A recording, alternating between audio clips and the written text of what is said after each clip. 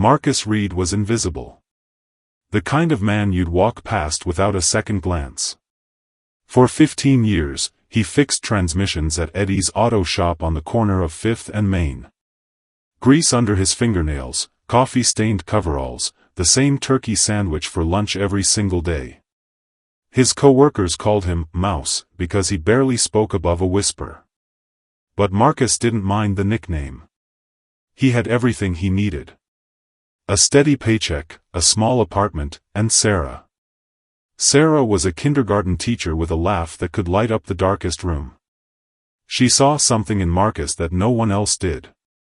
Strength hidden beneath the quiet exterior. They'd been engaged for 3 months, planning a simple wedding at the courthouse. Nothing fancy. Just two people who'd found each other in a world that had overlooked them both. That Thursday evening, Marcus left work early to pick up Sarah's favorite flowers. White peonies from the shop 2 blocks from her school. He wanted to surprise her. But when he arrived at her classroom, the door was already open. Marcus heard voices inside. Harsh, demanding voices that didn't belong. He peered through the window and his blood ran cold. 3 men in expensive suits surrounded Sarah. The one in the middle, a man with silver hair and cold eyes, was showing her photographs. Marcus couldn't hear the conversation clearly, but he saw Sarah's face go pale. She shook her head repeatedly, backing away. Then the silver-haired man grabbed her arm. Marcus burst through the door, flowers falling to the ground. The men turned, startled by the interruption.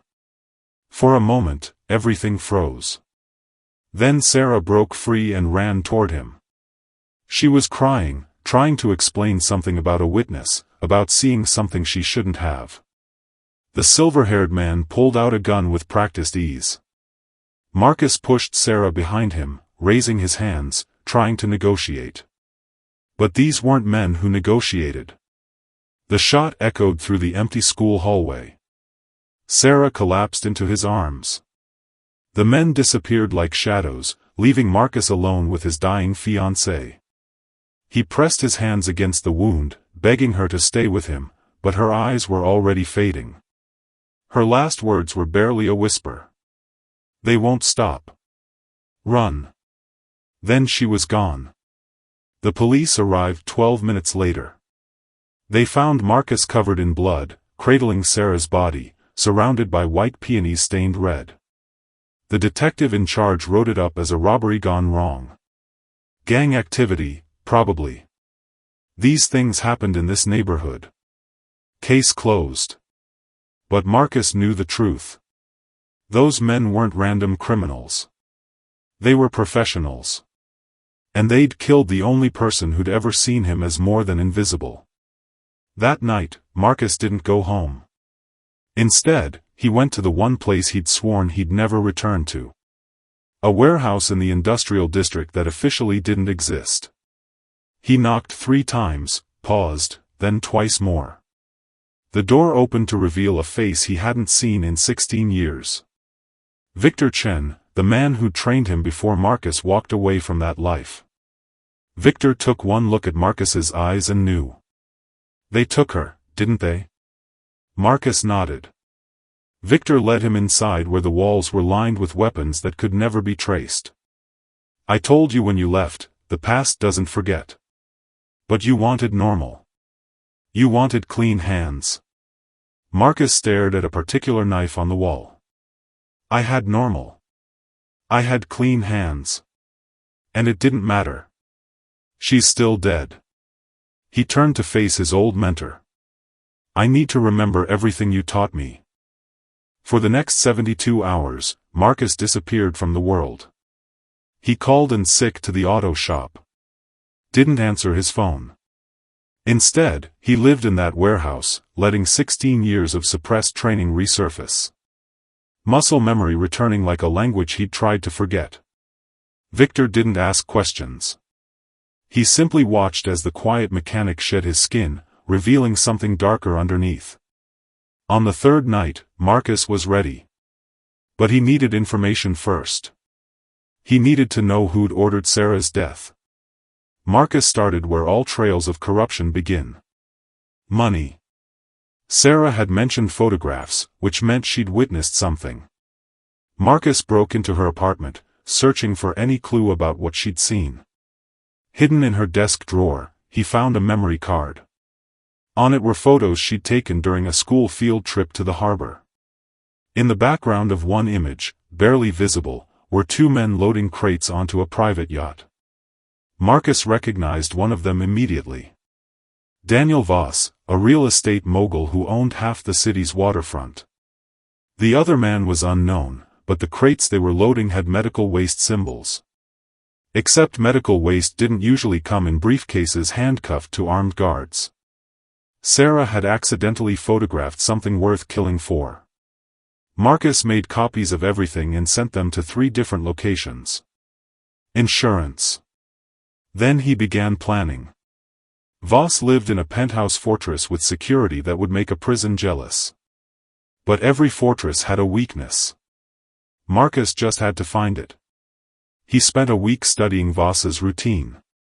The man was paranoid, changing his schedule randomly, never eating at the same restaurant twice, traveling in armored cars with armed escorts. But paranoid men all shared one fatal flaw. They trusted their routines at home. Every night at exactly 11 p.m., Voss had a cigar on his private balcony. Alone. That was the window. Marcus prepared carefully. This wasn't about revenge anymore. It was about sending a message. On a moonless Tuesday, he scaled the building using equipment that didn't officially exist, moving like a ghost through shadows.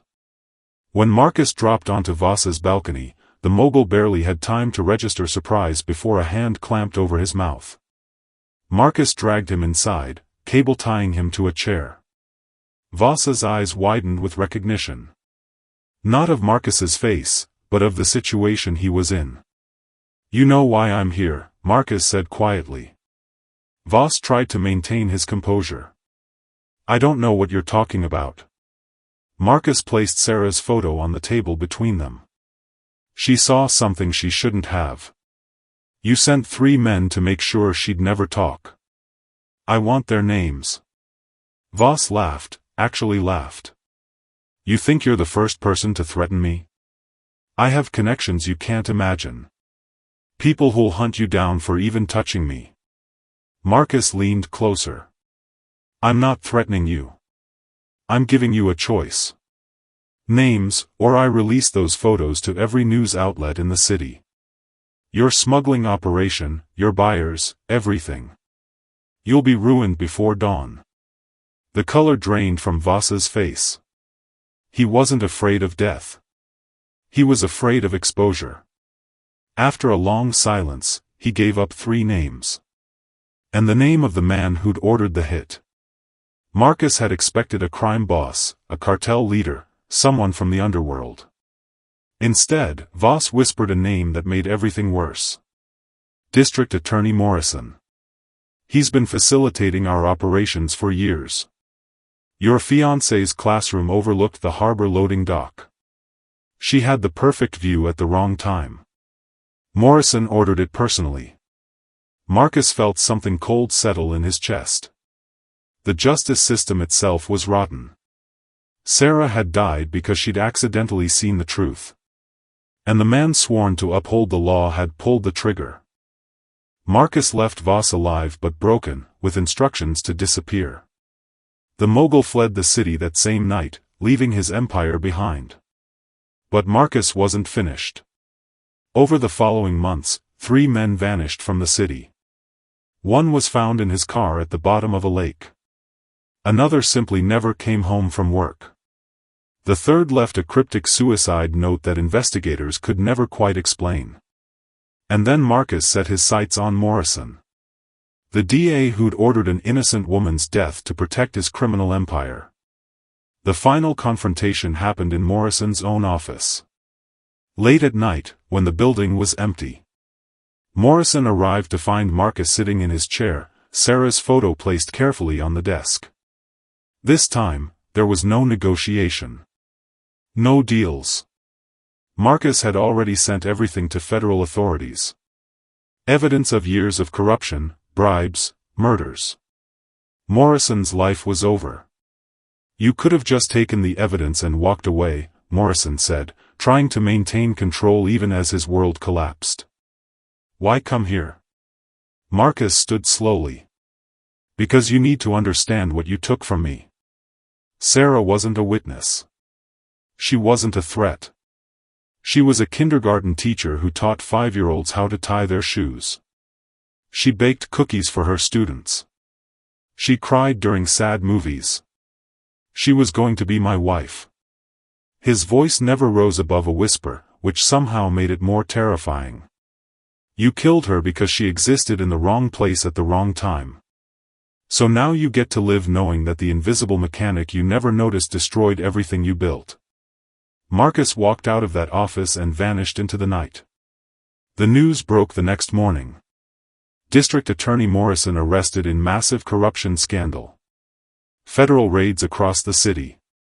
An empire crumbling in real time. But Marcus Reed was already gone. Eddie's auto shop got a resignation letter explaining that Marcus had to leave town for family reasons. His apartment was cleared out, lease terminated. Everyone who'd known the quiet mechanic assumed he'd finally moved on to somewhere better. Only Victor Chen knew the truth. The Invisible Man had become a ghost. Marcus spent the next year settling into a new identity in a city 3 states away.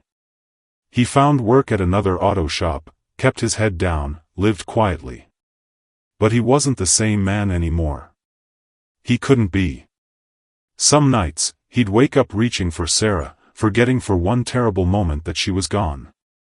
Other nights, he'd clean his weapons and wait for sleep that wouldn't come. The quiet mechanic had transformed into something else. Something dangerous. Something feared. 6 months into his new life, Marcus received a package with no return address. Inside was a single photo. A young woman, maybe 25, surrounded by children at a playground. On the back, someone had written, "She saw something. They're coming for her tonight." Marcus stared at that photo for a long time. He'd tried to walk away, to reclaim some version of normal. But normal was a lie people told themselves. Evil didn't stop just because you closed your eyes. And somewhere in this city, a woman was about to die for the crime of existing in the wrong place at the wrong time. Marcus packed his bag. Checked his equipment.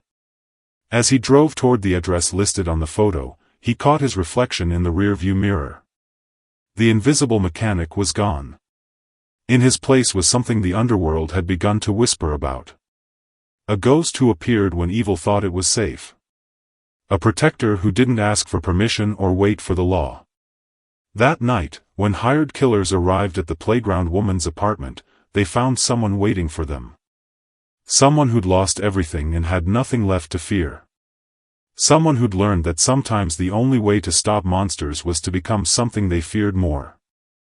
The woman woke the next morning to find a note on her kitchen counter. "You're safe now. Tell no one what you saw.